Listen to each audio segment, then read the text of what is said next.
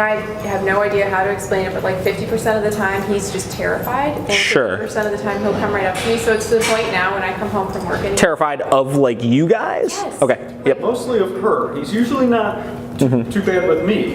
I tell Dave, I'm like, you literally think I am beating this. Yeah. But then the other 50% of the time he comes right up to me, he's happy and he loves me. It's like when I come home from work, he like if he comes up to me, he'll like run up, see it's me, pee, and then like run away. Sure. Okay. And it's not like an exciting pee, because sometimes I'll be sitting on the couch and I'll be it's like a submissive pee more than anything. It's very submissive of her sometimes. Okay. A lot of times, certain things like that, you know, could come from like just conflicting messages and stuff. So I've seen you do it a couple of times already, where you kind of called him over to you and just like praised him and then stopped temporarily and stuff. And like when you're in a new place, when he's already in a frantic state of mind, the problem is dogs can only really understand when we like what they're doing or when we don't like what they're doing. So though in your head, I'm sure you're doing that in like a, like, hey, don't worry about it. Like it's no big deal. We're in a new place. He's just taking that as like something's getting reinforced, but he doesn't know what it is. And like, I'm anxious right now. And is this a good thing? Is this a bad, you know what I mean? So immediately upon dealing with dogs like this, the first thing that I try to do is essentially remove most of the fluff, right? And make sure if I am going to communicate with my dog going into a new place, especially if you have a dog that's under socialized to new environments, I'm doing it in just about as clear of a manner as possible. And it's kind of one of those things where it's like less is more, right? The less we're communicating, the more clear we're going to be able to be about this kind of stuff towards the dogs, right? So I would just be aware of that going into it, right? And then in addition to that, my German Shepherd, I think I told you a little bit about my German Shepherd. I have a Shepherd, a Malinois, and a Pit Bull.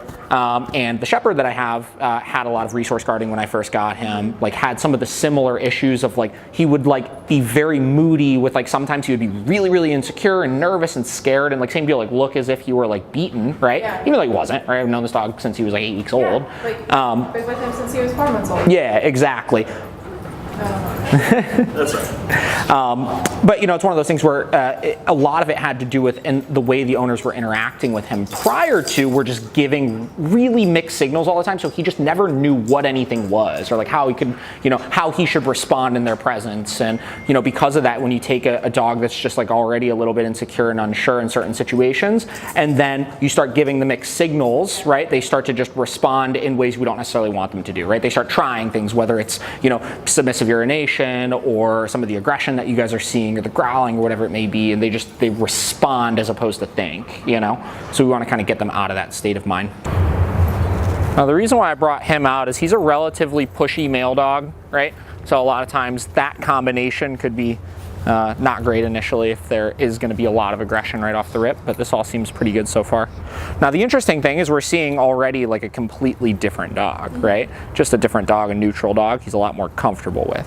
Now again, that's because he kind of gets yelled at for going after Charlie. I think it's because in the presence of these dogs, one, they've had conflict already, right? So you could just tell very insecure around them. And I think, like I said, that backing up, I know that particular situation could have definitely been from the pipe, but I definitely noticed it a couple of times, him doing it when one of them would walk close to him, right? Just because he is nervous to get yelled at, or? That, or again, because of the conflict they've had, right? Or whatever it may be, there's just, you know, feelings that are associated with that, right? In addition to that, again, just in the presence of them and at home and stuff, the mixed signals in general, not necessarily even getting yelled at, but just he doesn't know what to expect, right? So because of that, we're seeing a dog that doesn't know when he should be confident, when he should be nervous, you know? And he's kind of responding accordingly with like some of those bipolar behaviors that we're seeing, you know? That's another part of it too, is understanding your individual dog's like play style and stuff, right? I just had the conversation with somebody yesterday. I used him in a lesson, and I've known this dog for like almost 3 years now at this point. He did a board and train like 3 years ago with me.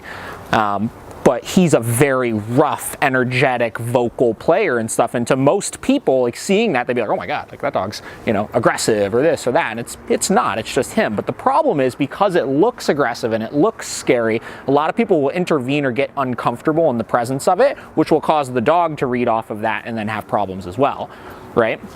So it's... We joke when these played little gladiators. Exactly, So you know them, you know what to expect out of them, and because they're smaller, it's less of a concern. But when we're dealing with a dog that's a lot bigger, when they start to show things like that, it gets real easy for somebody to get uncomfortable and just reel this leash up a little bit, or you know, start to try to interrupt it in a way that the dog doesn't understand or whatever, which again continues to create problems.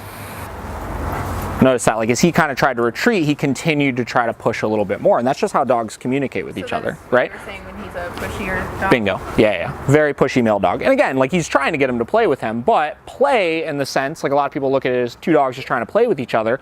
Really what it is them trying to figure each other out, especially when they first meet each other, right? They're trying to see, am I more dominant than you? Notice he's trying to mount him. Yeah. The good thing here is that we're seeing a dog that doesn't naturally search for conflict, right? He's getting a lot of pressure put on him right now, and he's not doing anything, which is very good, right? So with that being said, we're seeing right now, again, neutral environment, we're seeing essentially the real dog here. This is the dog we're dealing with. This is how he responds in a neutral territory to different types of things. So why is he doing these things then at the house, right? You said his behavior is completely different, right? Yeah, he's very rambunctious. A lot more rambunctious, a lot more confident, showing behaviors like the resource guarding and stuff like that that you're seeing. So there's outside factors at play. I don't think the problem here is the dogs per se, right? I think the problem here is, again, how we're communicating with him, the interactions, the way that we're living with him overall, and why he's feeling in the home to be emboldened to act that way, right?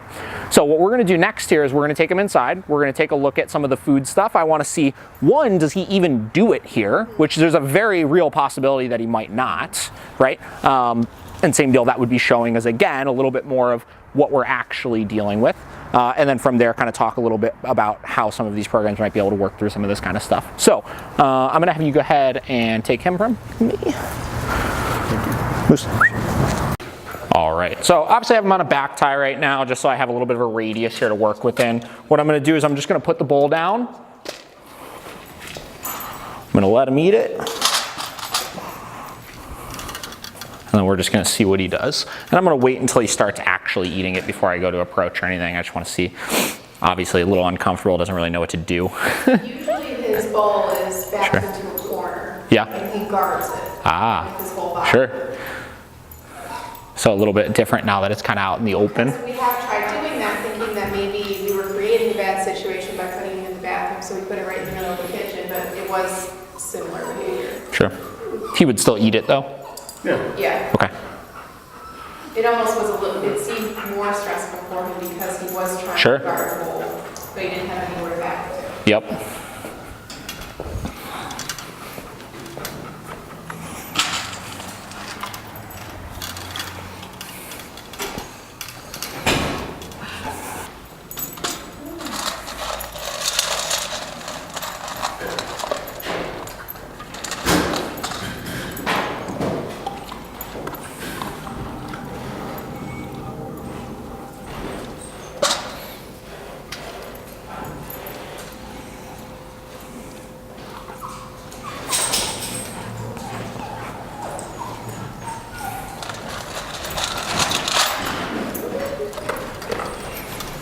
Again, very insecure to even start eating, which is another sign of, again, the resource guarding is coming from that insecure place here.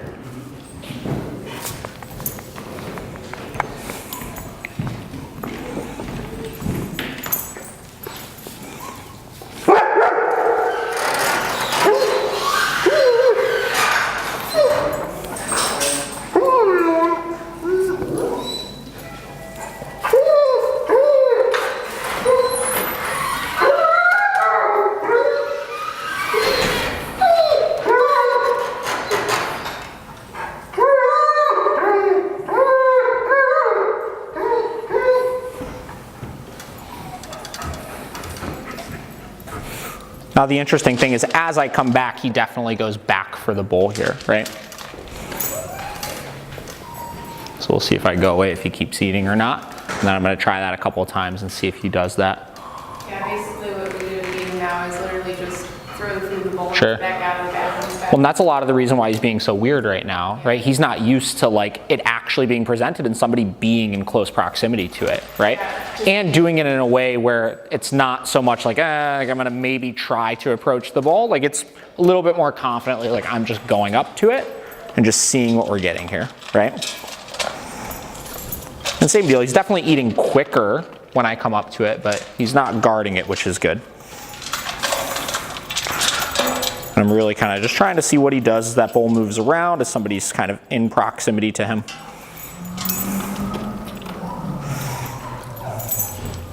The reason why we're probably not seeing much of the guarding or anything right now is because he has no like associations with me of meaning anything, right? So because of that, he doesn't know what he should think about me, so he's not confident enough yet to feel like, oh, I could get away with doing this with this person, or I can get away with doing this with this person, right?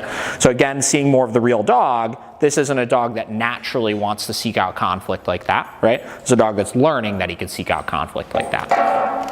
I talk a lot about like the idea of like a learned behavior versus a genetic behavior, right? We get dogs in sometimes, like I assessed a dog last week that had food aggression issues, right?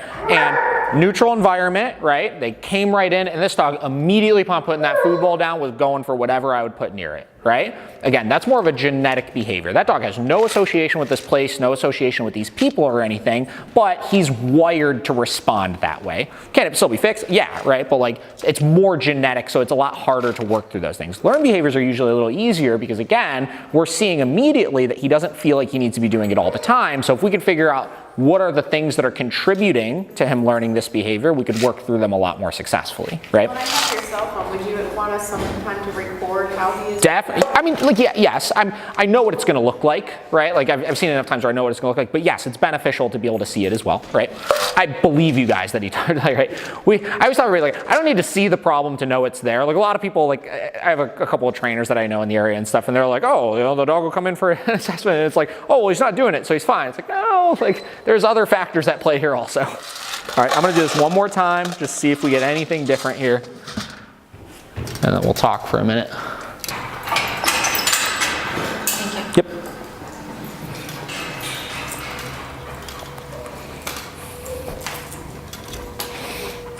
Now, do you think you would react differently if I lost or was trying to take it? Give it a whirl. I don't really think so, but maybe. It's possible. Yeah, just walk right up, just kind of grab the bowl and just see if he does anything.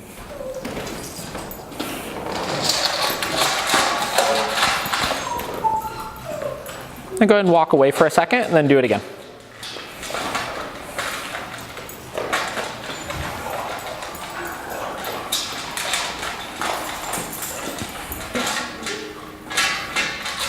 Yeah, if only you like was at home, we wouldn't have these problems. Yeah, right. This is why I tell people, like a lot of people will sign up for board and chains like right before they move and stuff, and it's like the prime opportunity because you're going into a new environment. It's like, you know, perfect opportunity to kind of hit the reset button because so much of this we're seeing right now, again, like this also isn't a specific to you or a specific to you issue as well, because if it were, he would still be doing it right now, just like with the dogs, right? If that were a specific to him issue, he would have done something a little bit different at that point. Cool, so I think I saw a lot of what I need to see, right? I think as far as these two are concerned, they seem relatively okay.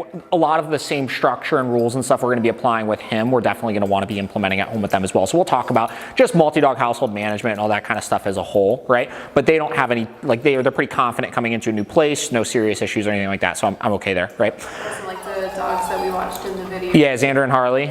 Yeah, those two were a little bit different, right? And you know, again, like even everything as a whole, like this is, it doesn't seem like it's that serious of a situation, right? It seems like we have a dog that is pretty sensitive, like genetically, right? And because of that, the way that we communicate with him needs to be very, very clear so we're not giving mixed signals, right?